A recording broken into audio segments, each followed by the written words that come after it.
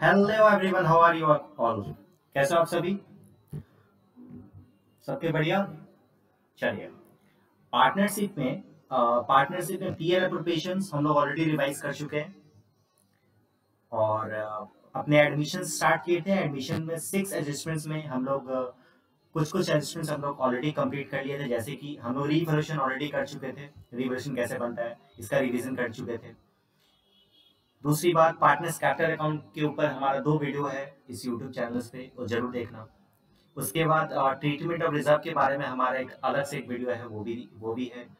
तो यहाँ तक कंप्लीट कर लिए। अब हम लोग जो है स्पेशल एडजस्टमेंट्स जो एडमिशंस के होते हैं वो भी हम लोग कंप्लीट कर लिए। ये वो भी हमारे वीडियो यहाँ पे अपलोडेड है।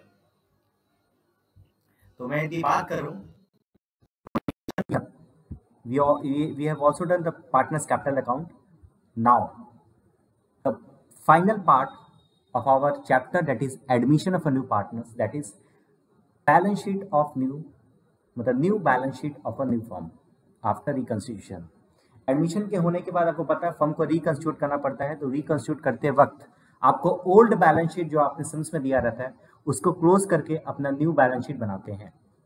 बट न्यू बैलेंस शीट बनाने तक का सफ़र जो होता है वो सफ़र कुछ इस तरीके से गुजरता है। पहले रिवोल्यूशन बनता है, फिर रिवोल्यूशन के बैलेंस को हम लोग पार्टनर्स कैपिटल अकाउंट में ट्रांसफर करते हैं, फिर पार्टनर्स कैपिटल अकाउंट बनता है, फिर पार्टनर्स कैपिटल अकाउंट बनाने के बाद फिर से एक नया बैलेंस शीट, एक नए शुरुआत के साथ एक नया बैलेंस शीट बनता है। वो बैलेंस शीट आज हम लोगों का मेन थीम है। हम लोग यहाँ पे जो सीखने वाले हैं वो ये सीखने वाले दोस्त, याद रखना ये बैलेंस शीट कैसे बनेगा, न्यू बैलेंस शीट कैसे बनेगा। तो फटाफट से मैं पहले 5 मिनट में रिवाइज करूंगा रिवैल्यूएशन का कॉन्सेप्ट, पार्टनर्स कैपिटल अकाउंट का कॉन्सेप्ट, और उसके बाद हम लोग न्यू बैलेंस शीट में आ जाऊंगा। मैं बताऊं आज का कॉन्सेप्ट काफ़ी इजी है, काफ़ी ज़्यादा इजी है। ठीक है, न्यू बैलेंस शीट बनाना काफ़ी ज़्यादा आसान है। यदि आपको ये दोनों आता है, तो आपको ये बनाना काफ़ी ज़्यादा आसान होगा। खाली ध्यान रखना खाली मेरी बातों को।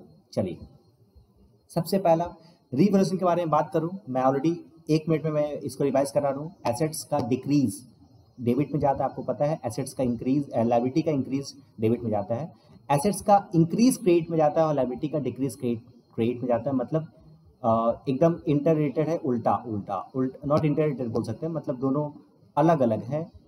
एसेट्स का बढ़ना, एसेट का घटना, कुछ इस तरीके का रिलेशनशिप है। एसेट्स का यदि डिक्रीज यहाँ पे आता है तो लायबिलिटी का इंक्रीज यहाँ पे आएगा, और एसेट्स का इंक्रीज यहाँ पे आएगा तो लायबिलिटी का डिक्रीज यहाँ पे आएगा। अल्टीमेटली क्रेडिट साइड को जोड़ेंगे, डेबिट साइड से माइनस करेंगे तो हो सकता है ये प्रॉफिट निकले, और ये हो सकता है ये लॉस भी निकले, तो लॉस भी हम लोगों का क्रेडिट साइड में आ जाएगा। समझ गए? हमेशा जब क्लोज करोगे तो एक चीज खाली क्लोज करोगे, क्या देख के, ये पार्टनर्स कैपिटल अकाउंट लिख के हम लोग यहाँ पे क्लोज करेंगे, और ओल्ड पार्टनर्स के ओल्ड रेशियो में अपने ये प्रॉफिट को डिवाइड कर देंगे। जाहिर से बात है, जब भी एक अकाउंट से दूसरे अकाउंट में जब भी ट्रांसफर होता है, एक लेजर से किसी दूसरे लेजर में ट्रांसफर होता है, तो क्या होता है ये, अच्छा ये कौन सा अकाउंट है मैं बताया था, याद करो, नॉमिनल अकाउंट है। कौन सा अकाउंट है? ये नॉमिनल अकाउंट है। आपके एमसीक्यू में कई बार पूछा हुआ है, तो आप जरूर से पढ़ लेना। ठीक है, तो revolution account is a nominal account, और इस लेजर से यदि आप दूसरे लेजर में ट्रांसफर करोगे, क्योंकि पार्टनर्स कैपिटल अकाउंट मतलब ये पार्टनर्स कैपिटल अकाउंट दिख रहा है आपको, तो पार्टनर्स कैपिटल अकाउंट में इसको ट्रांसफर करना है। तो पार्टनर्स कैपिटल अकाउंट में यदि प्रॉफिट डेबिट में है तो ये ट्रांसफर कहाँ पे होगा दोस्त? ये हमेशा क्रेडिट में ट्रांसफर होगा। यहाँ पे देखो दिख रहा है रिवोल्यूशन प्रॉफिट, दिख रहा है ना रिवोल्यूशन प्रॉफिट, ये आप क्रेडिट साइड में ट्रांसफर करोगे एकदम एज इट इज। जो अमाउंट यहाँ पे आप लोग लिखा, यहाँ पे जो आपने अमाउंट लिखा था वो सारा का सारा अमाउंट क्रेडिट साइड में लिखोगे।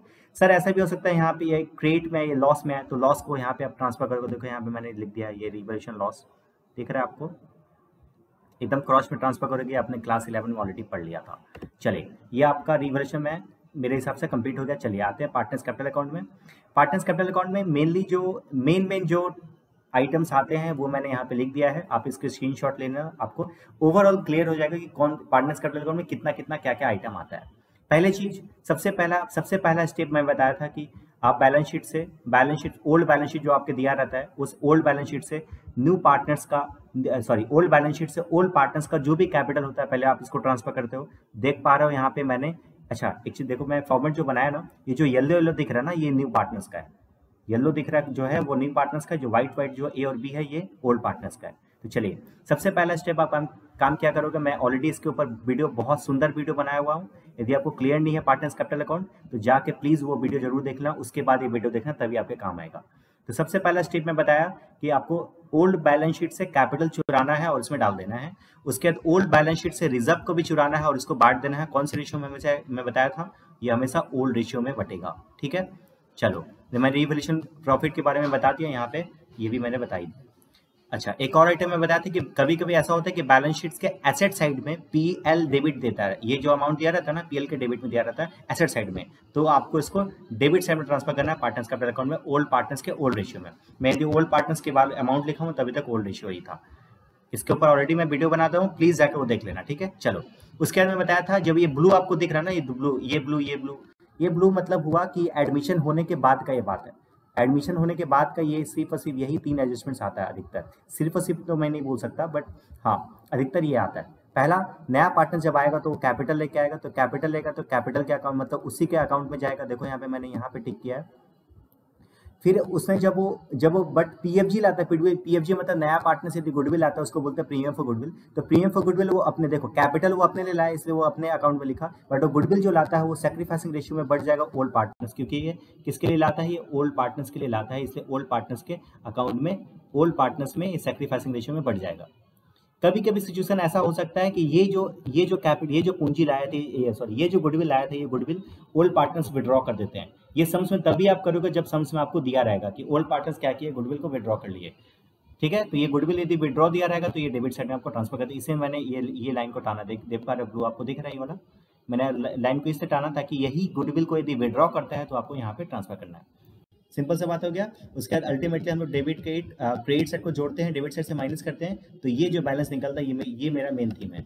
जो मेरे को समझाना था वो मेरे को ये समझाना था।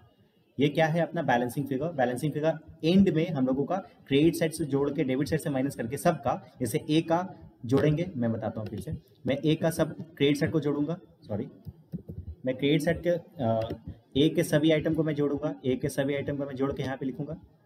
फिर इसको यहाँ पे मैं लिखा और क्रेडिट साइड से माइनस, डेबिट साइड से माइनस किया, जो अमाउंट आया ये आपका बैलेंसिंग फिगर आएगा, ये बैलेंसिंग फिगर आया, इसको बोलेंगे टू बैलेंस ईडी।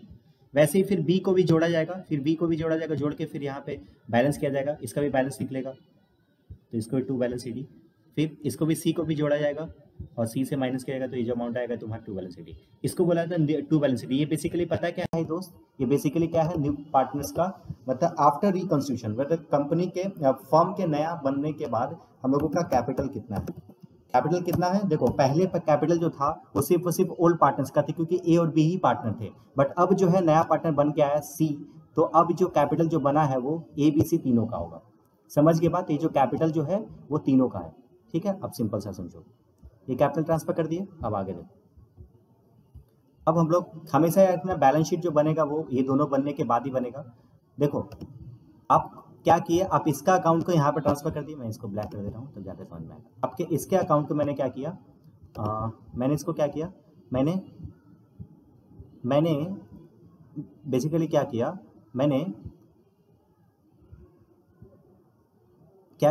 मैंने ये किया सर कि रिवैल्यूएशन के प्रॉफिट को यहाँ पे ट्रांसफर कर दिया।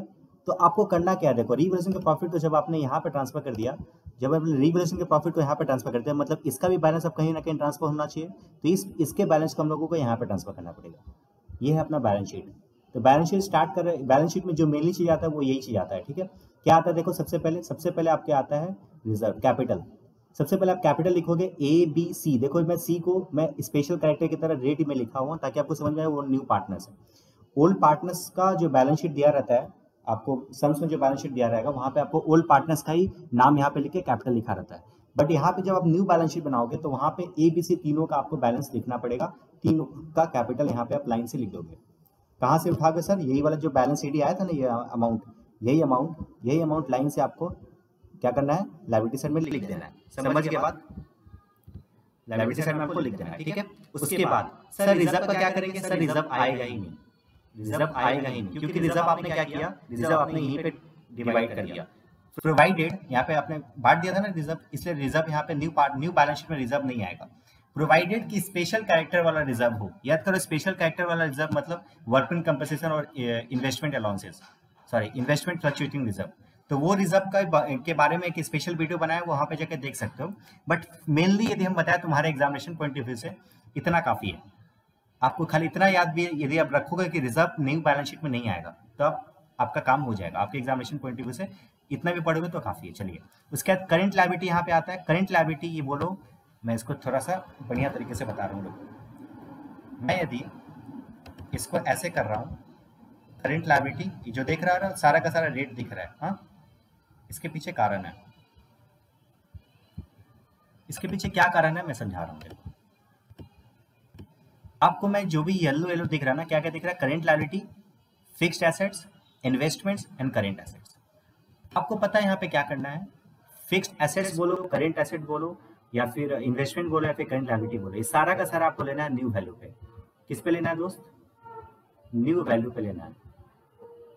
न्यू वैल्यू का मतलब क्या हुआ सर, न्यू वैल्यू का मतलब हुआ, आपको पता है जब आप रिवोल्यूशन बनाए होंगे तो आपको दिया रहेगा कि एसेट्स पहले इतना था अब इतना हो गया, तो अब जितना हो गया अब आपको उतना ही लिखना है। मैं एग्जांपल दे रहा हूँ, देखो मान लीजिए आपके सम्स में बोला है कि डेटर्स, ठीक है, डेटर्स जो था पहले था 10,000, अब वो चेंज होके 12,000 हो गया, ठीक है। तो आप क्या करते थे, आप इससे माइनस करते थे और 2,000 जो निकलता था इस 2,000 को आप ट्रांसफर करते थे यहाँ पे, याद होगा आपको, 2,000 को आप ट्रांसफर करते थे यहाँ पे, एसेट्स इंक्रीज हुआ ना, आप यहाँ पे ट्रांसफर करते थे, मेरे को याद है आप ट्रांसफर करते थे यहाँ पे, ठीक है, रिवोल्यूशन के केस में। बट अब आपको बैलेंस शीट में क्या लेना है, तो बैलेंस शीट में सर क्या लेना है, बैलेंस शीट में लेना है आपको ये अमाउंट, बैलेंस शीट में आपका न्यू वैल्यू लेना। न्यू वैल्यू कितना हो गया बताओ, 10 से 12 हो गया, मतलब नया वैल्यू कितना हो गया सर, 10 नया वैल्यू हो गया आपका सर, नया वैल्यू हो गया, नया वैल्यू हो गया सर कितना, नया वैल्यू हो गया कितना, 12,000 रुपया। तो आपको कितना लेना है यहाँ पे सर, आपको यहाँ पे 12,000 रुपये लेना है, समझ गए सर, यस सर। तो फिक्स्ड एसेट्स हो, इन्वेस्टमेंट्स हो, करंट एसेट्स हो, करंट लायबिलिटी हो, सारा का सारा न्यू वैल्यू लेना है। ये ऐसा भी पॉसिबल है कि सर क्रेडिटर्स पहले था, क्रेडिटर्स जो था पहले था 8,000 रुपीज, अब ये चेंज होके आ गया 7,500।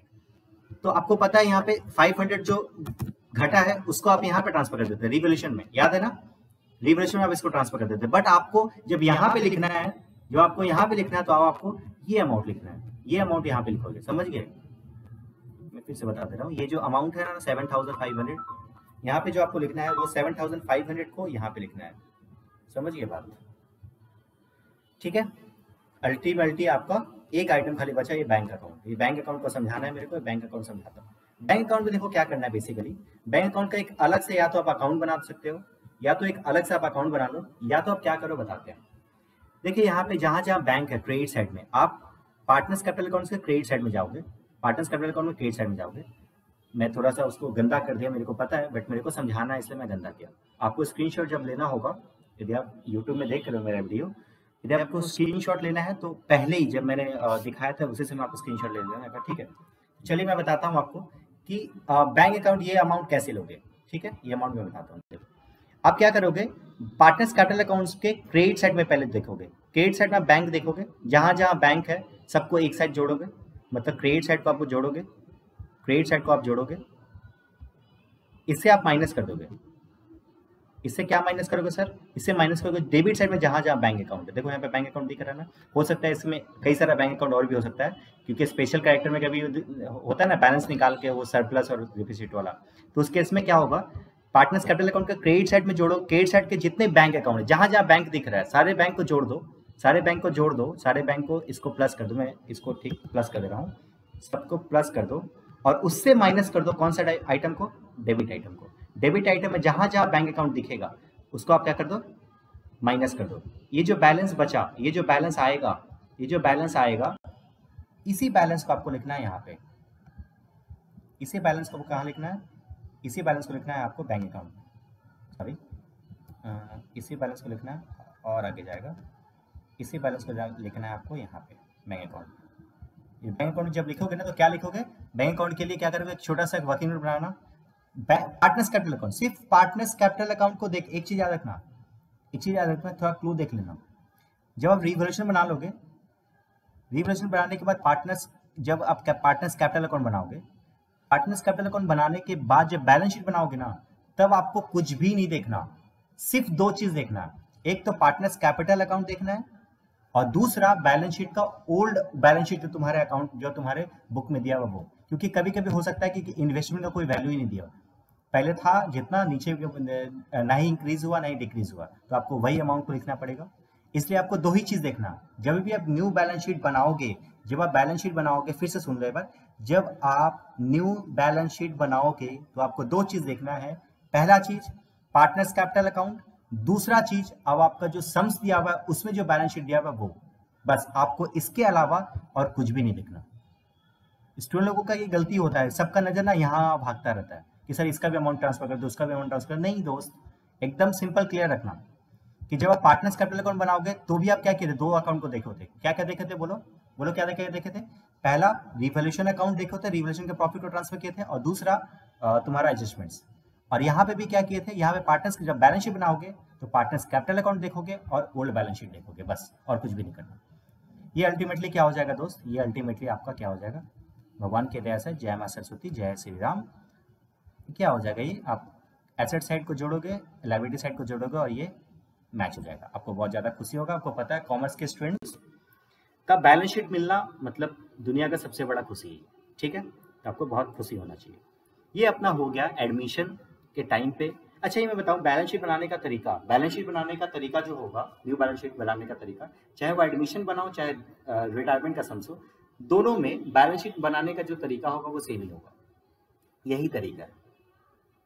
जाहिर सी बात है मैंने यहाँ पे कोई नया एडजस्टमेंट्स को कवर नहीं किया, मेरे को पता है, बट मेरे को इसके ऊपर ऑलरेडी मैंने वीडियो बनाया था, तो उसके बारे में मेरे को नहीं सोचना था।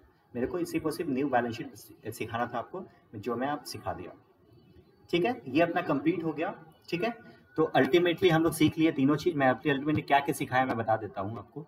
मैं अभी तक क्या सिखाया मैं आपको बताया, पीएल एप्रोप्रिएशन में बता दिया, पीएल एप्रोप्रिएशन का हम लोग रिवाइज कर लिए, एप्रो का रिवाइज कर लिया गया अपना।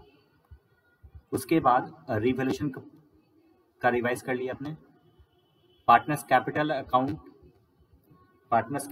का भी हम लोग अकाउंट बना लिए, पार्टनर्स कैपिटल अकाउंट का भी ये कर लिया, थोड़ा राइटिंग गंदा है। उसके बाद रिजर्व का ट्रीटमेंट भी हम लोग पढ़ लिए कि रिजर्व का एडजस्टमेंट कैसे किया जाएगा, वो भी पढ़ लिए।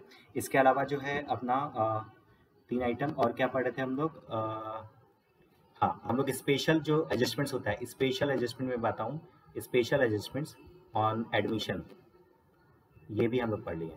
एडमिशन ये भी हम लोग रिवीजन कर लिए। याद रखना मैं रिवाइज करवा रहा हूँ, मैं कोई कॉन्सेप्चुअली नहीं बता रहा, बट फिर भी रिवीजन से आपको बहुत चीज़ क्लियर हो जाएगा। और आज मैंने बता दिया बैलेंस शीट।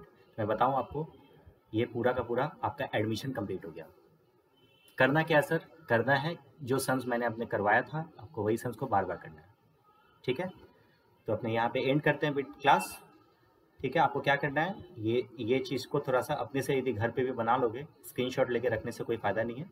इस एक बार कॉन्सेप्चुअली क्लियर हो जाएगा ना तो बहुत ज़्यादा क्लियर है, ठीक है। तो अभी के लिए यहाँ पे क्लास एंड करते हैं। Thank you, bye.